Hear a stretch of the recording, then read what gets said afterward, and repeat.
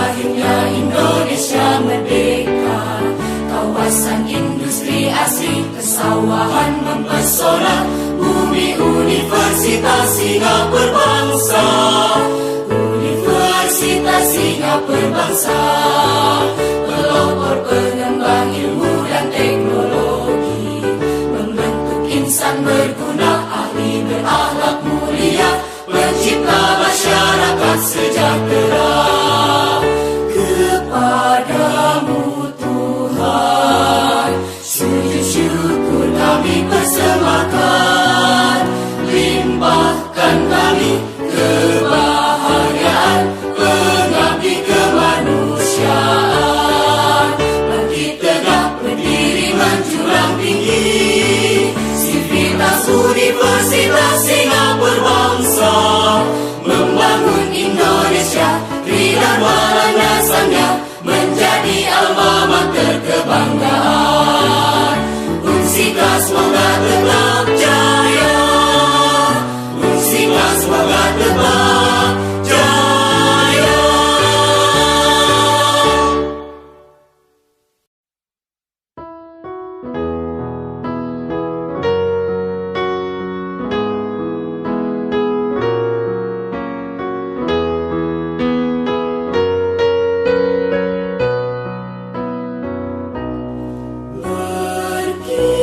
Berkibar di atas pesona, panji alma mater tercinta, Universitas Singa Berbangsa, pengemban tugas dan nur, mencerdaskan putra berdiri, tikian menuju masa depanku. Singa Berbangsa, alma materku.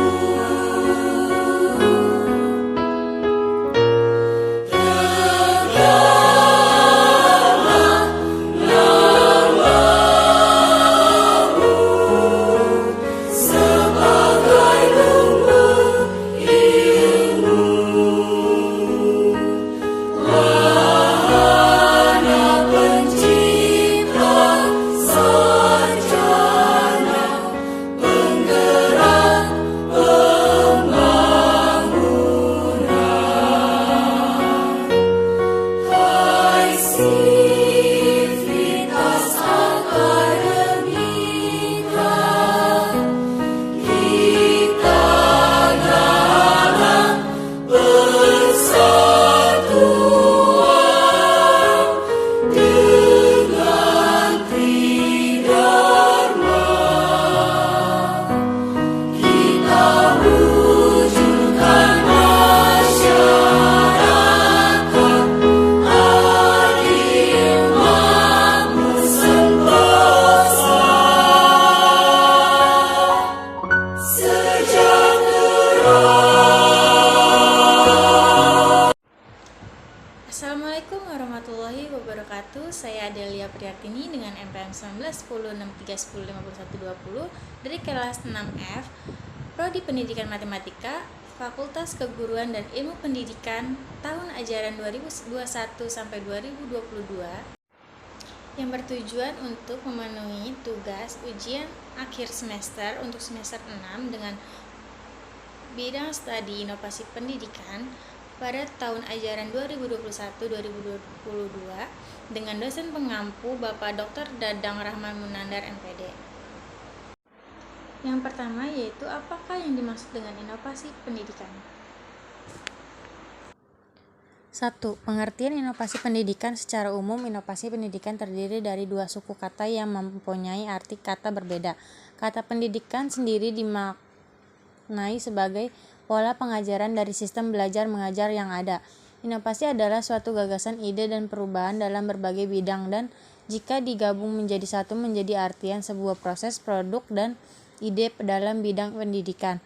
Menurut Prof. Ajis, inovasi berarti mengintroduksi suatu gagasan maupun teknologi baru. Inovasi merupakan genus dari Cheng yang berarti perubahan. Pengertian menurut KBBI, sedangkan menurut Kamus Besar Bahasa Indonesia atau KBBI, inovasi pendidikan adalah pengembangan pendidikan. Jadi inovasi pendidikan adalah suatu ide atau metode yang disarankan sebagai hal yang baru dan digunakan untuk mencapai tujuan pendidikan atau untuk memecahkan masalah pendidikan.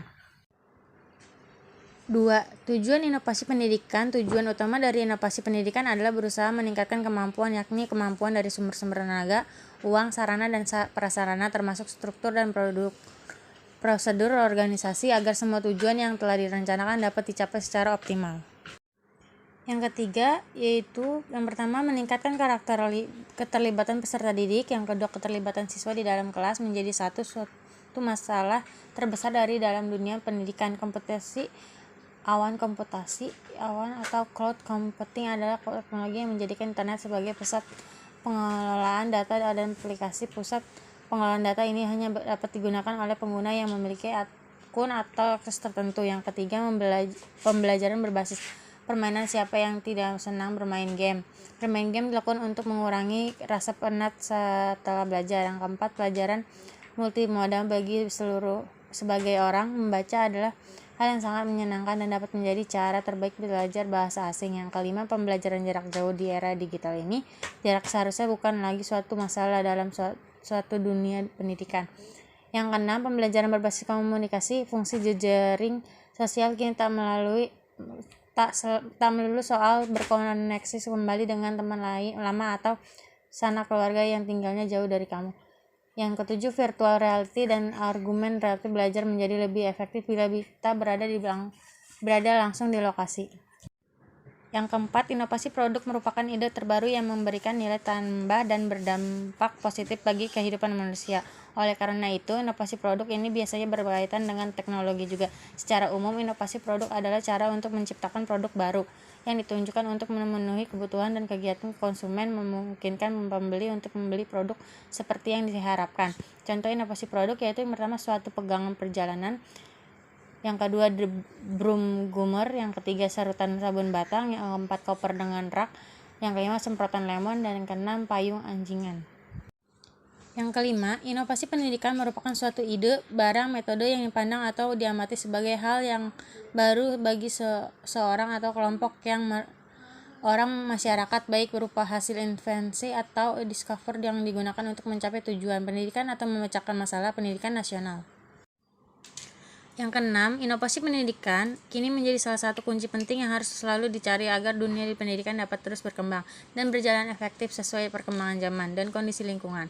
Pasalnya, di tengah menyesuaikan perkembangan zaman dan kondisi lingkungan ini, kondisi pandemi yang tak menentu seperti sekarang, pendidikan masih menjadi salah satu kebutuhan masyarakat. Banyak yang harus tetap berjalan seperti biasanya.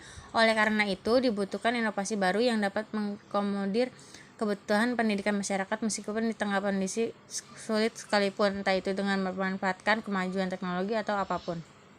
Ada beberapa strategi untuk mengadopsi inovasi yang dilakukan oleh suatu organisasi. Jelaskan strategi mana yang paling efektif digunakan untuk kasus adopsi inovasi kurikulum 2013. Kemungkinan, kedalaman, dan kelebihan strategi yang Anda pilih. Yang pertama, strategi inovasi pendidikan itu dibagi menjadi 4. Yang pertama, strategi fasilitatif. Yang kedua, strategi pendidikan. Yang ketiga, strategi bujukan. Dan yang keempat, strategi paksaan.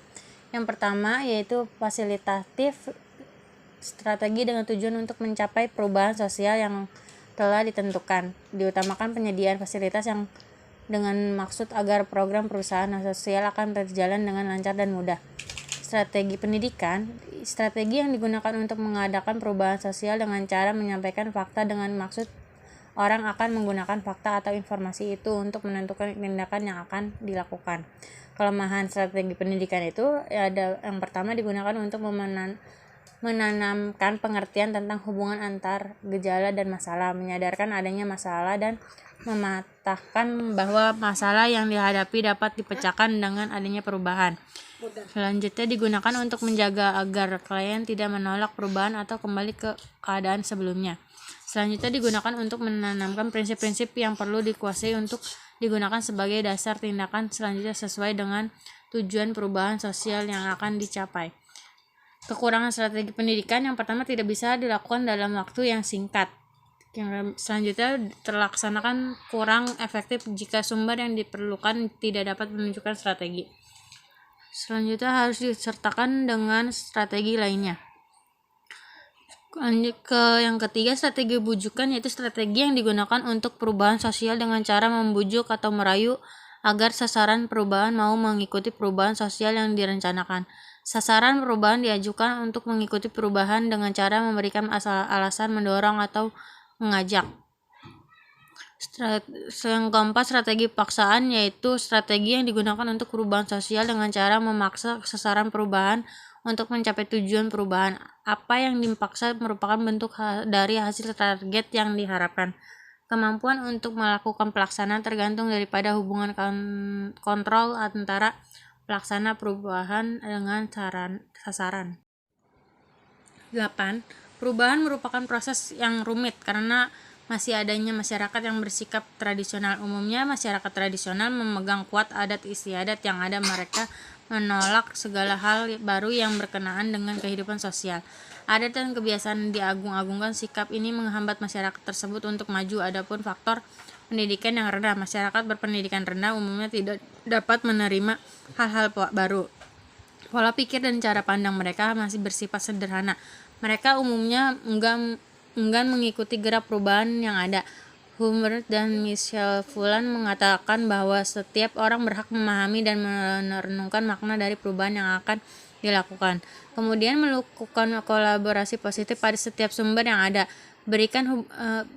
Memberikan hubungan keterkaitan dan sifat mutualisme bagi setiap sumber. Perubahan akan berjalan baik apabila setiap elemen mendukung dan sadar akan pentingnya perubahan tersebut, sehingga inovasi-inovasi yang muncul diharapkan memiliki keterkaitan dengan kebutuhan yang ada di sekitar kita, sehingga menjadi jawaban akan masalah-masalah lama ataupun baru yang bermunculan khusus pada bidang pendidikan. 9. Menurut Devon Thomas dan Prusak 2000, knowledge atau pengetahuan merupakan campuran dari pengalaman, nilai, informasi kontekstual, pandangan pakar, dan institusi pendasar yang memberikan suatu lingkungan yang kerangka untuk mengevaluasi dan menyatukan pengalaman dari baru dengan informasi. Extracted knowledge adalah pengetahuan yang tertulis, terarsip, tersebar dalam bentuk cetak maupun elektronik, diekspresikan dengan kata-kata dan angka, serta dapat disampaikan dalam bentuk ilmiah, spesifikasi atau manual, dan bisa sebagai bahan pembelajaran atau referensi untuk orang lain. Tetik know adalah pengetahuan dari para pakar baik individu maupun masyarakat yang berbentuk know-how, pengalaman, skill, pemahaman, dan maupun petunjuk praktis, rules of thumb. Berada di dalam benak orang yang mengetahui. Semakin teknik suatu pengetahuan, maka semakin berharga pengetahuan tersebut. Proses pengubahan pengalaman atau pengetahuan yang sebelumnya hanya diketahui seseorang yang bersifat teknik menjadi eksplisit ke dalam sebuah bentuk pengetahuan yang lebih mudah diakses disebut knowledge capture.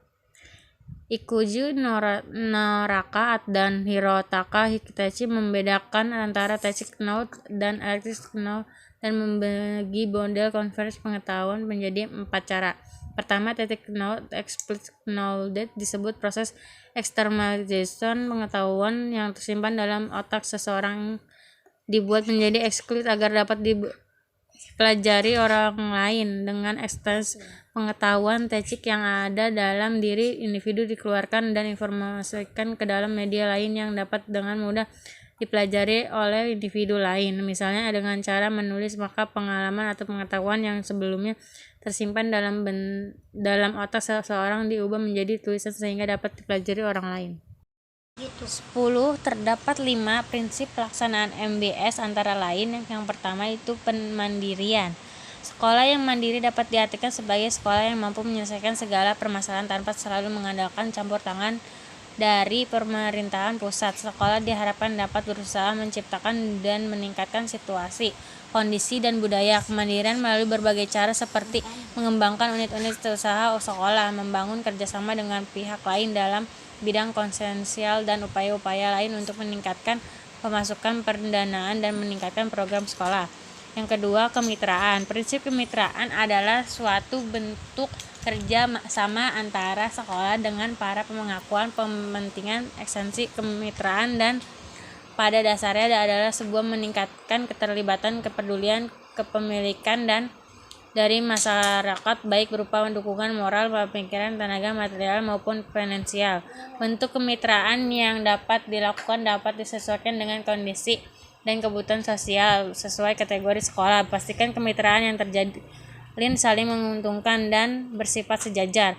Yang ketiga, partisipasi dapat dimaknai sebagai keterlibatan para pengakuan kepentingan secara aktif. Konteks partisipasi dalam implementasi MBS antara lain dalam hal pengambilan keputusan, pembuatan kebijakan, perencanaan, pelaksanaan, dan pengawasan pendidikan di sekolah. Tujuan utama meningkatkan partisipasi antara lain untuk meningkatkan kontribusi, memberdayakan kemampuan pengakuan penting, meningkatkan peran pengakuan terpenting, dan menjamin agar setiap keputusan yang diambil mewakili aspirasi pengakuan kepentingan.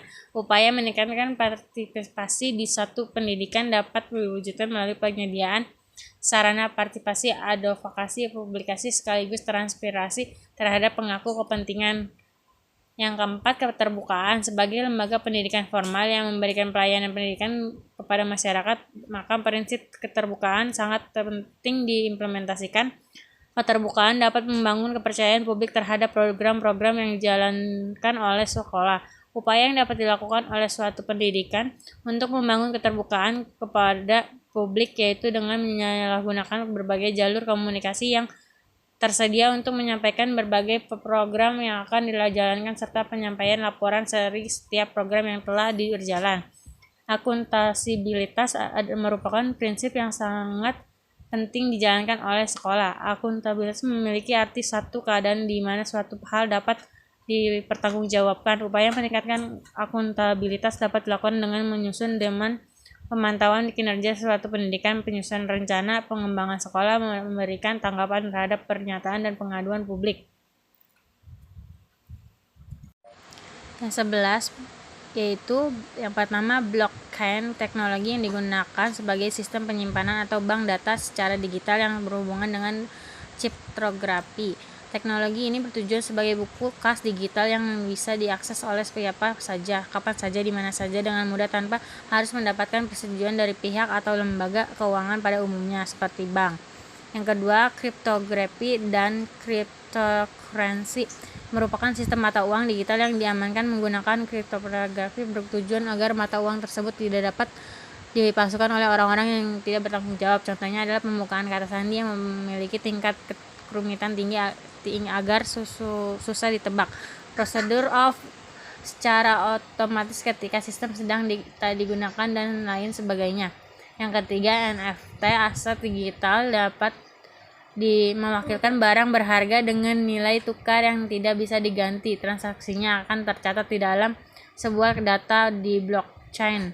NFT sering digunakan sebagai penghubung antara aset fisik seperti bukti kepemilikan tanah atau properti lainnya. Contohnya adalah pasar CryptoPunk dan Ripple yang hanya menerima transaksi dengan menggunakan dolar dan ETH.